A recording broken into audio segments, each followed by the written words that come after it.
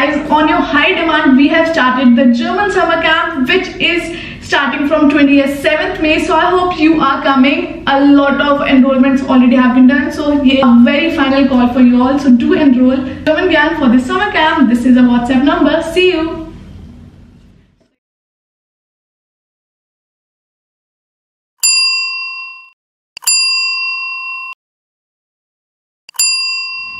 Hello guys, you are watching German Gyan. My name is Nidhi Jain, and guys, again on Saturday at 7 PM we are here, and this is a modal paper.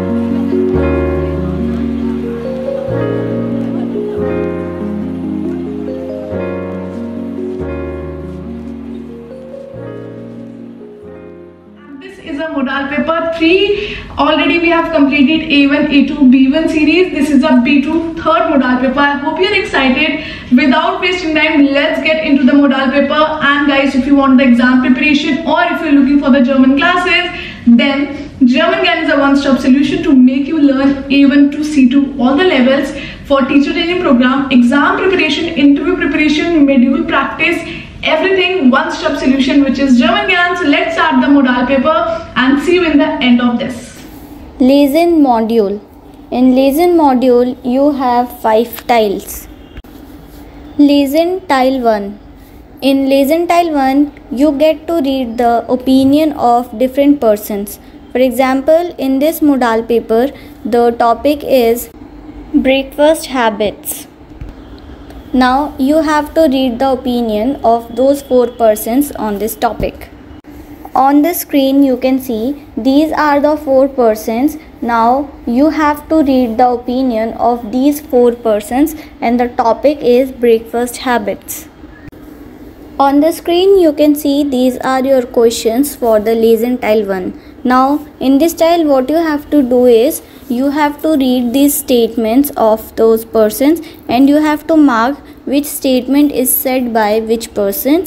And in this tile what you need to remember is that you can use one person more than one time, because it is a possibility that there are more than one statement which matches with single person. Now let's start with first question, which is wer sieht es vor morgens lieber aus zu schlafen als zu frühstücken? Means who prefers to sleep in the morning rather than have breakfast, and the answer is option C. Now in order to find the answer, let's go back to the text and read the text number C, which is of Manuel. And when you will read the second, third and fourth line of this paragraph, you will come to know that Manuel prefers to sleep rather than having breakfast in the morning. Now let's read the second question, which is wer variiert regelmäßig sein Frühstück? Means who regularly varies their breakfast? And the answer is option D. Now again let's go back to the text to find the answer of this question. Now when you will read the first 5 lines of this paragraph, you will come to know that this girl varies her breakfast. Let's read the next question, which is wer hat morgens keinen Appetit? Means who doesn't have an appetite in the morning? And the answer of this question is again option C. See, here you can see we have chosen option C 2 times. Like this you can also choose. Now let's get back to the text to again find the answer that where Manuel has said this thing.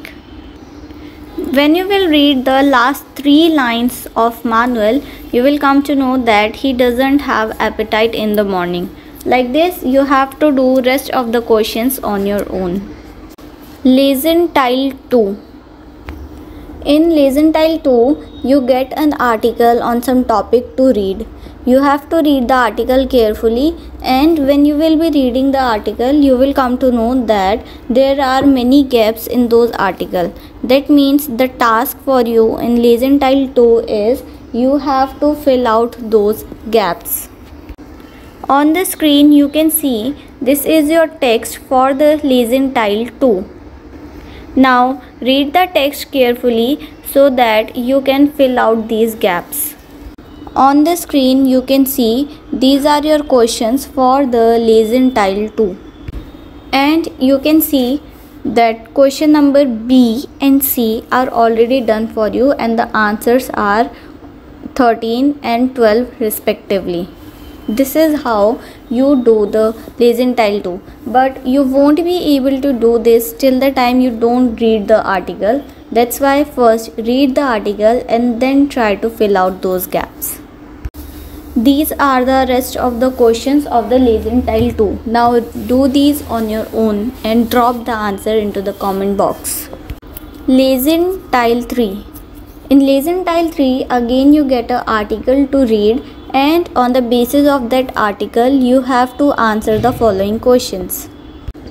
On the screen you can see this is the text for the lesson tile 3 and the topic is llamas gegen Arbeitsstress. Means this article is about llamas. Now read the article carefully in order to find the answers. Let's read the first question, which is Eine Wanderung mit Llamas, and the options are ist stressig, second ist sehr langsam, and third is beginnt auf einer 2000 Meter hohen Berg, and the correct option is option B, which is sehr langsam. Now let's go back to the text and check where you can find the answer of this question. When you will read the second paragraph of the article, you will come to know that in that second paragraph it is written that every animal has their pace or their speed of walking, and anyone who is hiking with llama has to adapt their pace. That means the llama's pace is very slow. Now read the next question, which is Das Lama Ali, and the option A is spuckt Menschen an, B is wird von den Gästen gern gefüttert, and option C is mag es nicht, wenn man es hinten anfasst. And the correct answer is option C. Again go back to the text and start reading the third paragraph. When you will start reading the third paragraph, you will get the answer of this question in this paragraph only. Like this way, you have to do rest of the questions on your own. Lesson tile 4. In lesson tile 4, you have to read the opinion of different peoples, and then according to that you have to mark which statement is matching with which option. Means which opinion of the person is matching with the options which are given to you. And in this style what you have to remember is there is one statement which will not match with any option, and second thing is you cannot choose one option twice. That means you have to choose one option one time only, and the option which is chosen by the Beispiel, you cannot opt that option again. On the screen you can see the questions for the lesson tile 4, and now let's read the first question, which is Gemeinsame Interessen sind wesentlich Voraussetzung, and the option is C. And the next is Konflikte müssen thematisiert werden, and the answer of this option is G. The next question is Die neue Freundschaft schließt die alte nicht aus, and the answer is option E. 3 questions are now done for you. The rest you have to do on your own. These are the 2 options for the lesson tile 4, and as you can see there is a cross on A. That means this is already being chosen by the Beispiel and you cannot choose this option again. On the screen you can see there are 3 options which are C, D and E, and if you remember the answer of question number 22 is option C. Now let's read this option C and check how it is matching with that question. When you will read this option, you will come to know that in this option it is written that according to the situation of a person's life, their interest also changes, but it is very important for the friendship to have similarities between them. And these two lines are explaining that the answer of question 22 is option C. In this slide there is one more option, which is option E, and if you remember, the answer of question number 24 is option E. Now read this text, and when you will read this text, you will come to know that in this option it is written that a friendship doesn't have to be ended in favor of a new one. This line explains that the answer of 24 is option E. These are the left of the options for the lesson tile 4, and you can see there is option G given on this slide. And if you remember, option G is the answer of question number 23. That means you cannot choose option G again, and with option G you cannot choose also option A, C and E, because these are being chosen by the Beispiel and question number 22 and 24. Like this you have to do another questions. Lesson tile 5. In lesson tile 5, the house rules of the Dresden student residence is given to you, and with that some headings are also given to you. Now what you have to do is, you have to choose that which of the heading is matching with the paragraph. And there are 4 headings which are of no use, means those 4 headings are extra. That means you have to read the headings carefully and the paragraphs also, otherwise you will get confused. As you can see on the screen that option G and E are already being chosen by Beispiel and question number 28. Now you cannot choose these 2 options once again. You have to choose another options for the another questions. Question number 29 and 30 are for you. Read the paragraph carefully and then check with which heading these 2 paragraphs are matching. Schreiben module. In Schreiben module you have 2 tiles. Schreiben module 1. In Schreiben module 1 you have to write on a topic. Let's say in this module the topic is e-books. That means you have to write on the topic e-books, and 4 points are given to you. You have to include these 4 points in your writing. And while writing, remember you have to write the greetings also and an end also, and your word limit is 150 words. That means you have to write somewhere from 145 to 155 words. Let's see how you can write in Schreiben Teil 1. E-books, digitale Versionen von Büchern werden immer beliebter und stellen eine Alternative zu traditionellen Büchern dar. Ich persönlich finde die Nutzung von E-Books sehr praktisch und zeitgemäß, da es einfach ist, eine große Anzahl an Büchern auf einem Gerät zu speichern und jederzeit darauf zugreifen zu können, egal wo man sich befindet. Zudem ist es umweltfreundlicher, weil keine physischen Bücher produziert werden müssen. Es gibt viele Gründe, warum der Markt für E-Books ständig wächst.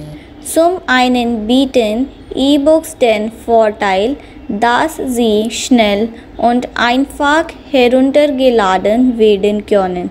Zum anderen sind sie oft kostengünstiger als physische Bücher darüber hinaus gibt es mittlerweile eine große Auswahl an E-Books auf dem Markt, was zu einer höheren Nachfrage führt. Trotz aller Vorteile, die E-Books bieten, bestehen auch einige Schwierigkeiten bei ihrer Nutzung. Nicht jeder hat ein mobiles Gerät, auf dem er Books lesen kann, und nicht jeder ist bereit, Geld für ein E-Book auszugeben. Auch die Lesbarkeit von E-Books auf verschiedenen Geräten und Bildschirmgrößen kann eine Herausforderung sein. Zudem gibt es immer noch einige Menschen, die das Gefühl von Papier und das Umblättern der Seiten vermissen. Für Menschen, die keine E-Books kaufen wollen oder können, stehen mehrere Alternativen zur Verfügung. Eine Möglichkeit ist die Nutzung von öffentlichen Bibliotheken, in denen man kostenlos Bücher ausleihen kann. Auch Online-Bibliotheken bieten eine große Auswahl an kostenlosen E-Books. Eine weitere Möglichkeit sind Secondhand-Bücherläden oder Flohmärkte, auf denen man gebrauchte Bücher zu günstigen Preisen finden kann. Alles in allem hat die Digitalisierung des Buchmarkts sowohl Vor- als auch Nachteile. E-Books bieten eine praktische und umweltfreundliche Möglichkeit, Bücher zu lesen, sind aber nicht für jeden geeignet. Alternativen wie öffentliche Bibliotheken oder Secondhand-Bücherläden können eine kostengünstige Möglichkeit bieten, Lektüre zu bekommen. Now, while writing the email and while choosing those 4 options, what you have to remember is that those 4 options are not in order. That means you have to first rearrange them and then need to use them in your email. And do not forget to write the greetings, and once again you need to remember your word limits. So for the Schreiben Teil 2, the word limit is 100 words. That means you have to write your email within 100 words. In the next slide, let's check how to write a formal email. Schreiben Teil 2. In Schreiben Teil 2, you have to write an email, and for that 4 points are also given to you, which you need to include in your email. By reading the question, you need to check whether you have to write the formal email or the informal. And if you are writing the formal email, then use the Z form. Liebe Frau Gasteiner, ich wollte Ihnen mitteilen, dass ich letzte Woche beim Auschecken leider meine Schuhe im Hotelzimmer vergessen habe. Wir waren vom 25. bis 27. Mai in Zimmer 302 und haben meine Schuhe im Eingangsbereich des Zimmers vergessen. Die Schuhe sind ein Paar schwarze Lederschuhe von Clarks, Größe 42. Ich möchte mich für alle Unannehmlichkeiten entschuldigen, die Ihnen dadurch entstanden sind. Und mir ist klar, dass das Auffinden und Versenden der Schuhe zusätzliche Arbeit für Sie bedeutet. Ich wäre Ihnen sehr dankbar, wenn Sie Expression Module. In Expression Module, you have 2 tiles. In Expression Tile 1, 2 topics will be given to you. You have to choose one option and speak on that topic. Now, while speaking on the topic, structure your presentation in a way that it includes a introduction of the topic, then the main content, and a ending means conclusion. And for this style you get 4 minutes to speak. That means include only the important points while speaking and complete your presentation in 4 minutes.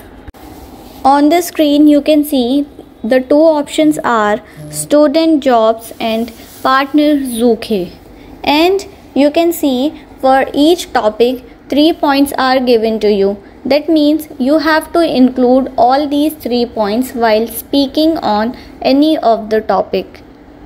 Now in the next slide, let's check how you can cover all the points in your presentation and can complete the presentation in 4 minutes. Schönen guten Tag, liebe Zuhörerinnen und Zuhörer. Für meinen Vortrag habe ich das Thema Studentenjobs gewählt. Neben der finanziellen Unterstützung des Studiums sind Studentenjobs für viele Studierende eine wichtige Möglichkeit, wertvolle praktische Erfahrungen zu sammeln.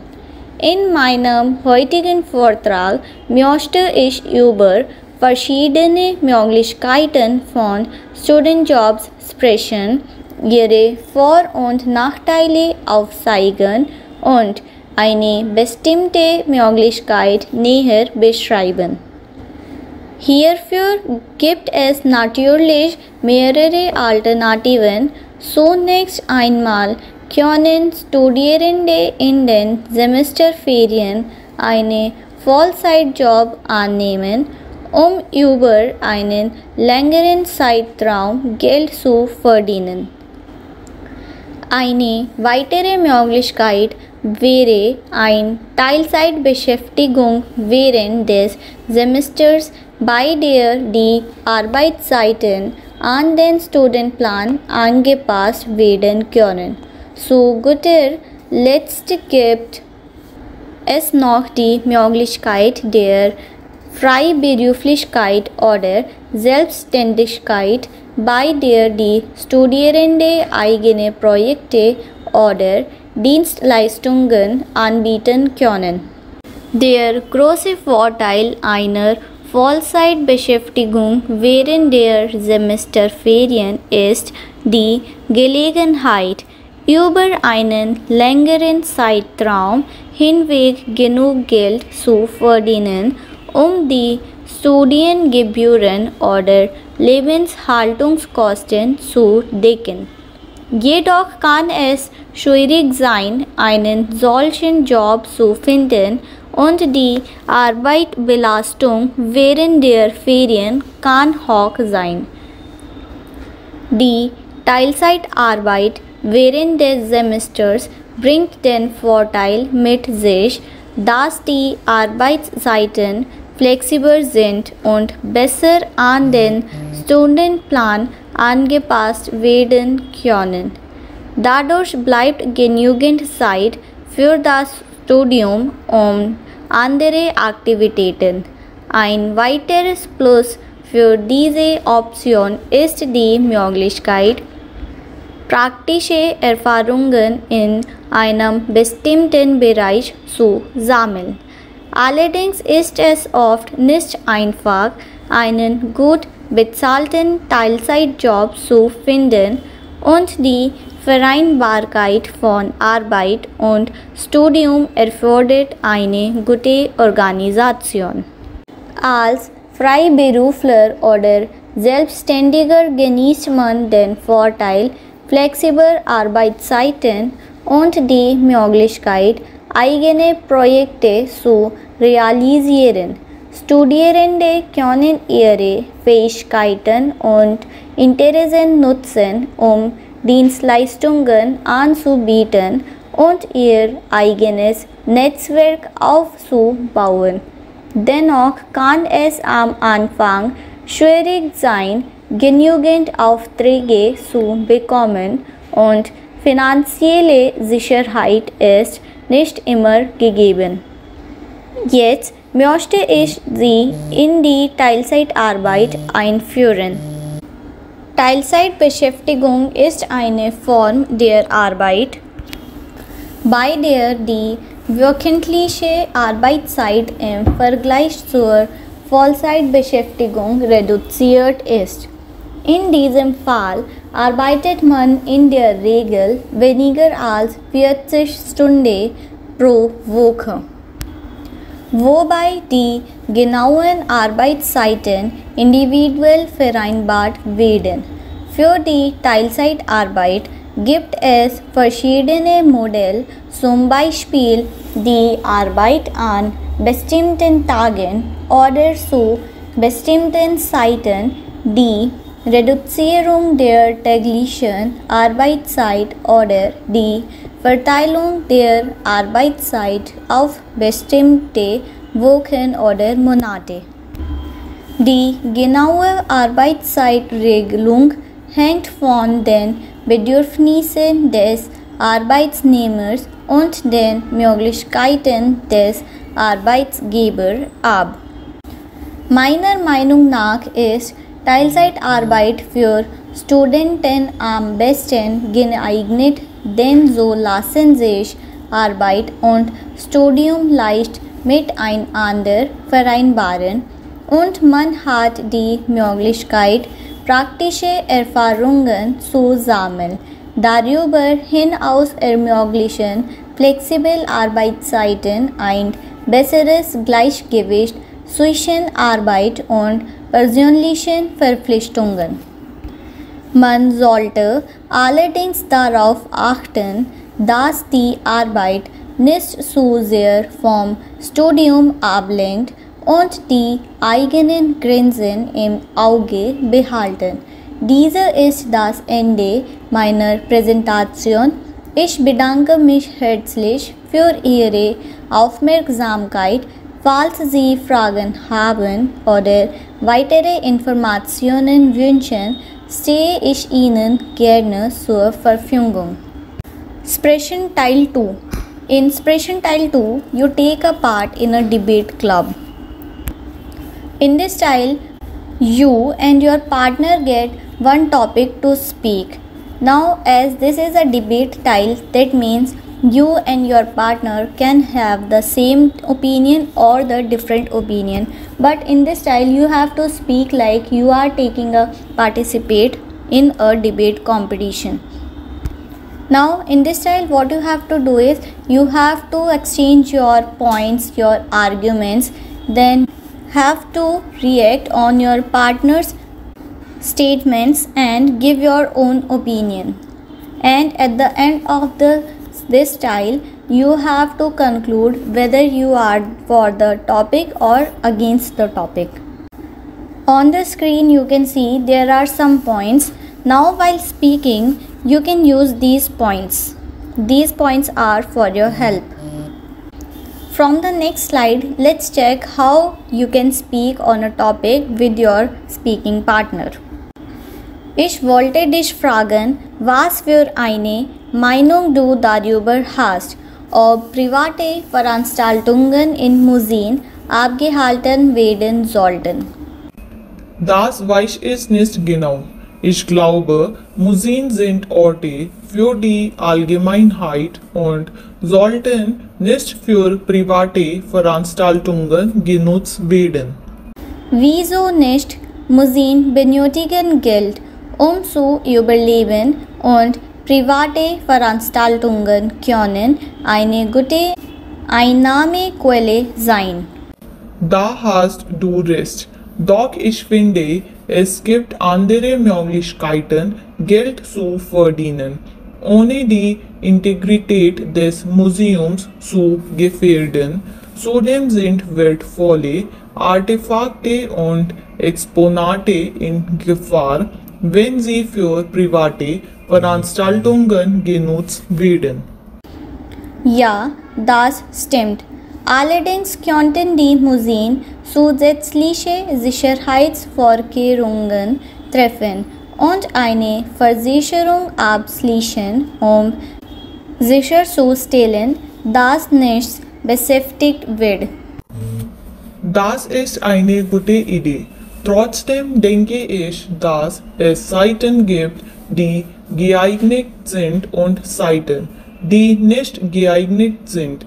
So wäre es beispielsweise nicht sinnvoll, dass ein Museum, das sich auf moderne Kunst spezialisiert hat, private Veranstaltungen für eine Gruppe von Geschäftsleuten durchführt, die sich nicht für Kunst interessieren. Außerdem ist es wichtig, dass die Museen für die Öffentlichkeit offen bleiben und nicht nur für die Spitzengruppen. Das kann ich nachvollziehen. Wie wäre es aber mit Museen, die für besondere Anlässe wie Hochzeiten oder Empfänger genutzt werden können? Solche Veranstaltungen wären für die Teilnehmer ein einzigartiges und unvergessliches Erlebnis. Ja, ich denke, wir sind uns einig, dass dies ein komplexes Thema ist und dass jede Situation individuell bewertet werden sollte, um zu entscheiden, ob private Veranstaltungen in Museen erlaubt sein sollten oder nicht. Das trifft es genau. Vielen Dank für diese interessante Auseinandersetzung. Ich bedanke mich auch.